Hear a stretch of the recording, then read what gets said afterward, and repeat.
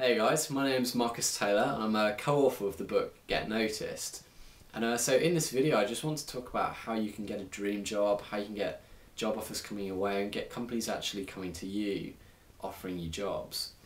But this is not going to be kind of covering sort of standard sending your CV on a nice bit of glossy A4 paper approach. I think that kind of approach, it works in many lines, many sort of jobs and lines of work.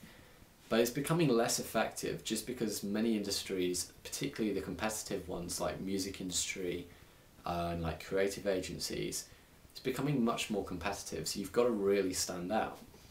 And so over the past few years I've been sort of analysing, studying and working in the music industry, which in the UK, I mean, it employs 120,000 people, which is tiny when you consider that the population of the UK is about 70 million. And music is one of the most sought after industries to work in. So you've got to really stand out if you want to get a job in the music industry. And what I've kind of learned over the years is that, and the kind of advice I give to musicians looking for a job, is that you've got to be dead proactive. You want to go after experience rather than knowledge. You want to build up your bargaining power, and you want to develop your communication skills. Communication skills is massively important. Dale Carnegie Foundation came out with a statistic that 85% of our social and financial success in life is attributed to our communication skills. And if you think about that, it's very true, because if you can walk into any room and meet, you know, lots of people, just walk up and say, "Hey, I'm Marcus, I'd love to take you for a coffee and chat more about what you're doing." That allows you to meet so many more people, and you're going to meet employers, you're going to meet, you know, accidentally stumble across like directors for companies that could hire you. And at the end of the day, you know, companies are biased. They're more likely to hire people they like than anyone, just a random person who sent a CV. So networking is huge. Gaining bargaining power is also really powerful. You know, if you run a powerful blog in your industry, or you're well networked and know a lot of people in the industry, at the end of the day, businesses just want to make money. That is, you know, the sole goal of a business is to turn profit. And if by having that kind of network pre-built, or a powerful blog that they can use for marketing, you're basically adding more to the table. If you imagine what a kind of an interview situation is, the company are looking for the person who can ultimately make their business more money. And if you go in with, you know, on one hand say, I've got this blog that has, you know, 10,000 monthly readers, and I've got these people who are contacts in the industry who we can use to write about us, you're offering more to the table than the person who says, yeah, I studied it for a year and, you know a bit about it. If you've kind of got that too.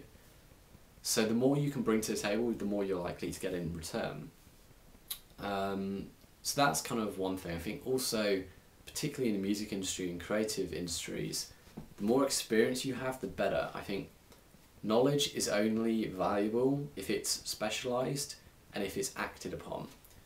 You can know everything in the world, but unless you actually turn that into an action, then there's no value to it. And if you think about that, you know, when you get experience, so if you're actually doing something, you're gaining knowledge whilst acting upon it. So it's so much more valuable, because it's you're kind of proving yourself. Like if you go to a job interview and you've done a course on, you know, music production, doesn't prove that you can produce music. It just says you've learnt about it. Whereas if you've worked for a year in a recording studio doing music production, then you can go to someone and say, look, I've done music production for a year, I've recorded these and these artists, and here's a recording of what I've done. It's kind of taking that stage, obviously, yep, I know about it, I've learned about it, but I've also done it. So I think that is far more powerful. But I think the final, in some ways the most effective way of kind of getting jobs coming to you is just to be proactive. You know, if you're sending, you know, 100 emails out a day, you're going to get more job offers than the guy who's sending out one a week. And, you know, seems really obvious, but it's something that not many people consider, is that the more you network, the more you send out these job requests, the more you're going to get back, and the more you're going to be able to choose and kind of, bargain them against each other. So I think being proactive, building your bargaining power, gaining experience, and developing your communication skills are all massively important for landing a really good job. Cool. Hope that's all really useful, guys.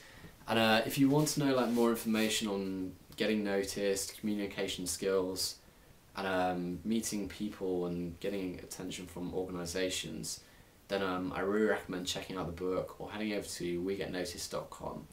Because there's loads of really cool stuff in there. Cool. Cheers, guys.